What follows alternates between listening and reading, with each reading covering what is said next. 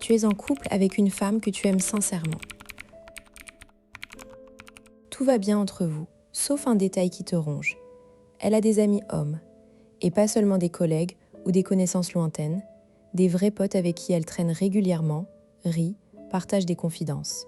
Chaque fois que tu les vois, tu sens une tension dans ta poitrine. Tu te demandes ce qu'ils se disent en ton absence. Tu imagines des scénarios. Et plus tu y penses, plus la jalousie monte. Pourtant, tu sais que tu n'as rien à lui reprocher.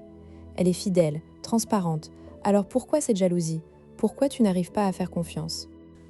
Tu n'es pas seul. La jalousie masculine envers les amis masculins de sa partenaire est l'un des déclencheurs les plus puissants dans les relations hétérosexuelles. Mais contrairement à ce qu'on raconte, ce n'est pas un signe d'insécurité. C'est un mécanisme profondément enraciné dans notre biologie évolutive. Dans cette vidéo, on va décortiquer pourquoi tu ressens ça, comment le gérer et surtout, comment transformer cette émotion en levier de connexion. Accroche-toi, ça va secouer tes certitudes. Tu es en couple depuis 6 mois avec Lucie, 32 ans, designer graphique à Lyon. Elle a un groupe d'amis proches dont 3 hommes. Mathieu, son ancien colocataire, Jérôme, un pote de fac, et David, un collègue d'un précédent travail. Ils se voient une fois par mois pour un dîner ou une sortie. Lucie te parle librement, te montre leurs messages parfois. Mais dès qu'elle mentionne un prochain rendez-vous, ton ventre se noue. Tu te forces à sourire, à dire « vas-y, amuse-toi », mais à l'intérieur, c'est la guerre. La croyance populaire, c'est que la jalousie est un défaut, un signe de manque de confiance en soi, d'insécurité, de besoin de contrôle. Les magazines et les coachs te disent « travaille ton estime de toi, fais confiance, laisse-la libre ». Mais cette approche est incomplète. Elle te culpabilise d'avoir une réaction humaine normale. En réalité, la jalousie n'est pas un problème en soi, c'est un signal. Un signal que quelque chose te semble menaçant pour ta relation. Et ignorer ce signal ne le fait pas disparaître. Il s'enfuit et se manifeste en comportement passif, agressif, en dispute, en distance émotionnelle. Ce qu'on ne te dit pas non plus, c'est que la jalousie masculine envers les amis hommes a une base scientifique solide. Ce n'est pas une invention de ton cerveau anxieux, c'est un héritage évolutif. Quand tu tombes amoureux, ton cerveau libère de l'ocytocine, la fameuse hormone de l'attachement. Mais en même temps, un système de défense ancestrale s'active, détecter les rivaux potentiels. Et qui sont les rivaux les plus dangereux pour un ancêtre masculin ? Ceux qui ont accès à sa partenaire régulièrement, qui partagent des moments d'intimité, qui pourraient insinuer un doute.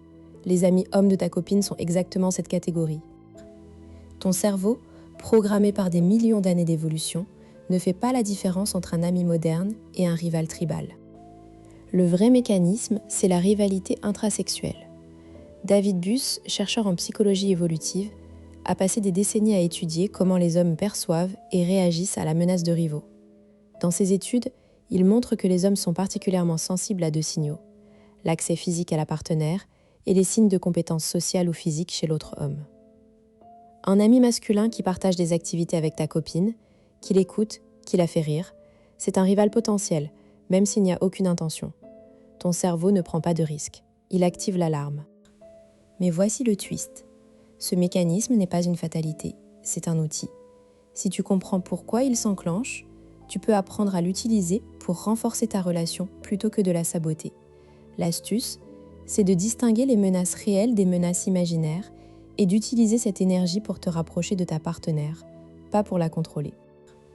Prenons le cas de Thomas, 34 ans, ingénieur à Toulouse. Il était avec Claire, 31 ans, professeur de danse. Claire a un ami masculin, Antoine, 36 ans, avec qui elle danse en duo depuis 10 ans. Ils se voient 3 fois par semaine pour des répétitions et partagent des moments intenses physiques. Thomas a toujours été à l'aise avec ça, jusqu'à ce qu'un soir, il voit Antoine poser sa main sur l'épaule de Claire en lui parlant doucement. Cette nuit-là, Thomas ne dort pas. Il imagine des choses. Le lendemain, il demande à Claire d'un ton faussement neutre « Tu passes du temps avec Antoine en dehors des répétitions ?» Claire le regarde, surprise. Parfois, on prend un café après, comme avec les autres danseurs. Pourquoi ? Thomas répond « Comme ça », mais la tension est palpable. La semaine suivante, Thomas propose à Claire « Et si je venais voir une répétition ?» Claire est ravie. Il assiste, voit l'alchimie professionnelle, la concentration. Il remarque qu'Antoine est respectueux, pas de gestes déplacés. Mais sur le chemin du retour, Claire dit « Antoine m'a dit que tu avais l'air tendu. Il espère que ça ne te dérange pas qu'on danse ensemble. » Thomas se sent pris en faute. Il répond « Non, pas du tout. Mais la jalousie est toujours là. » Un soir, Claire rentre après une répétition et annonce « Antoine m'a proposé de participer à un concours national. Ça impliquerait plus de répétitions et peut-être un week-end de compétition. » Thomas sent son cœur s'emballer. Il veut dire non. Il veut lui demander de refuser. Mais il sait qu'il n'a aucun droit valable de lui imposer ça. Alors il dit « Fais ce qui te rend heureuse. » Mais son ton est froid. Claire le sent. Elle insiste. « Tu es sûre ?» Thomas répond « J'ai dit oui. » Le silence s'installe. La situation se dégrade. Thomas devient distant. Claire se sent incomprise. Une dispute éclate.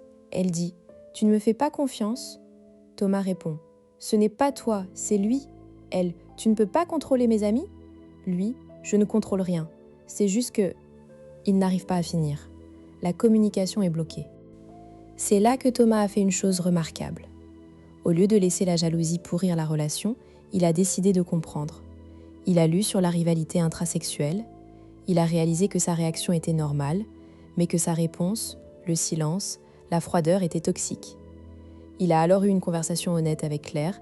Il a dit « Claire, j'ai un problème. Quand tu es avec Antoine, je ressens de la jalousie.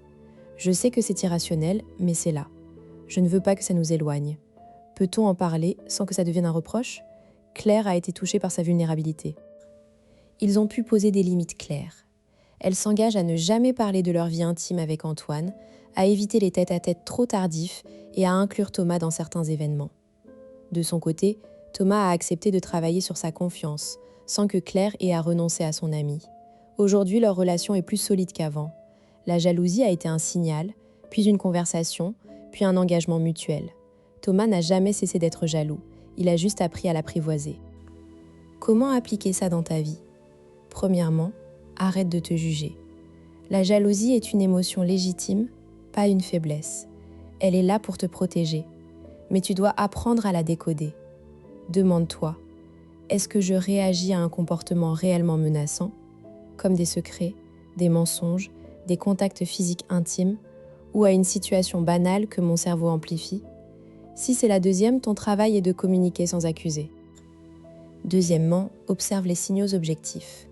Un ami masculin qui respecte les limites, qui ne cherche pas à créer de la distance entre vous, qui n'envoie pas de messages tard le soir avec des sous-entendus, c'est probablement un vrai ami. Un qui cherche à isoler ta partenaire, à minimiser votre relation, à la toucher trop souvent. Là, ton instinct a peut-être raison. Mais dans 90% des cas, c'est ton cerveau qui surréagit. Fais confiance aux faits, pas au scénario. Troisièmement, utilise cette énergie pour renforcer votre connexion. Quand la jalousie monte, au lieu de l'exprimer par du contrôle ou du retrait, transforme-la en désir de rapprochement. Propose à ta partenaire un moment privilégié après qu'elle a vu ses amis. Demande-lui de te raconter sa soirée en étant curieux, pas suspicieux.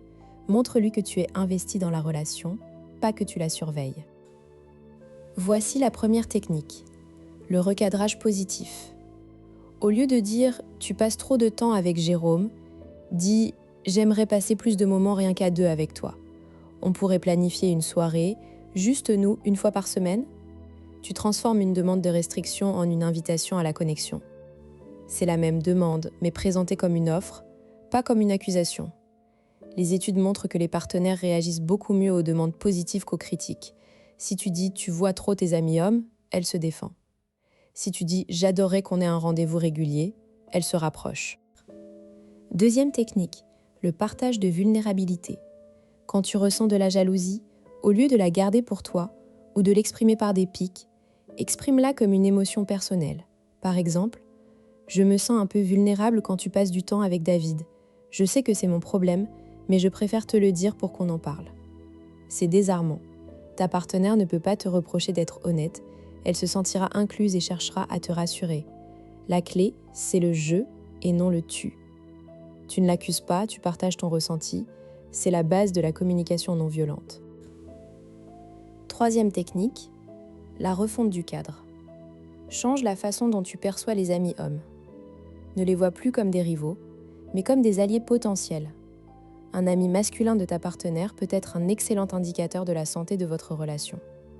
S'il est respectueux et qu'elle est transparente avec toi, c'est bon signe. De plus, si tu fais l'effort de le connaître, tu réduis la menace. Invite-le à un dîner. Parle-lui de tes hobbies. Crée un lien. L'inconnu fait peur, le connu non. Et si jamais il a de mauvaises intentions, il se démasquera plus facilement. Tu te dis peut-être, mais elle passe effectivement trop de temps avec eux au détriment de notre relation. Là, la question n'est plus la jalousie, mais la priorité. Parle-lui de l'équilibre de votre vie à deux, pas de ses amis. Dis, j'ai besoin qu'on passe plus de temps de qualité ensemble. Comment on peut réorganiser nos semaines pour ça? C'est un problème de couple, pas un problème d'amis masculins. Autre objection, si je parle de ma jalousie, elle va penser que je suis faible. Au contraire, la vulnérabilité est une force dans les relations. Des études montrent que partager ses insécurités augmente l'intimité et la confiance. Si tu caches, tu crées un mur. Si tu exposes, tu invites à la connexion. Bien sûr, ne te plains pas tous les jours. Une conversation honnête, ponctuelle, suffit. Et si elle se met en colère? Là, tu tiens une information précieuse. Si elle se fâche sans chercher à comprendre, peut-être qu'elle n'est pas prête à faire des compromis. Ou alors, elle interprète ta jalousie comme un manque de confiance. Réponds calmement. Je ne dis pas que tu fais mal, je dis juste que je ressens ça. Je veux qu'on trouve ensemble une solution qui nous convienne à tous les deux. Si elle refuse toute discussion, pose-toi des questions sur sa capacité à gérer les conflits. Pour terminer, souviens-toi de Thomas et Claire. Ta jalousie n'est pas une maladie. C'est un signal d'alarme ancien qui peut être réglé. Tu n'as pas à le combattre seul. Parle, recadre, transforme. Et surtout, ne laisse pas une émotion naturelle pourrir ce que tu construis. Le vrai problème n'est pas l'ami masculin, c'est comment toi et ta partenaire gérez l'inconfort. Si vous arrivez à en parler ouvertement, sans accuser, vous sortirez plus fort. Si tu veux des clés pour naviguer ces eaux troubles, abonne-toi. Dans la prochaine vidéo, on verra comment détecter les signes d'une vraie menace. Pas celle que ton cerveau invente, mais celle qui mérite ton attention.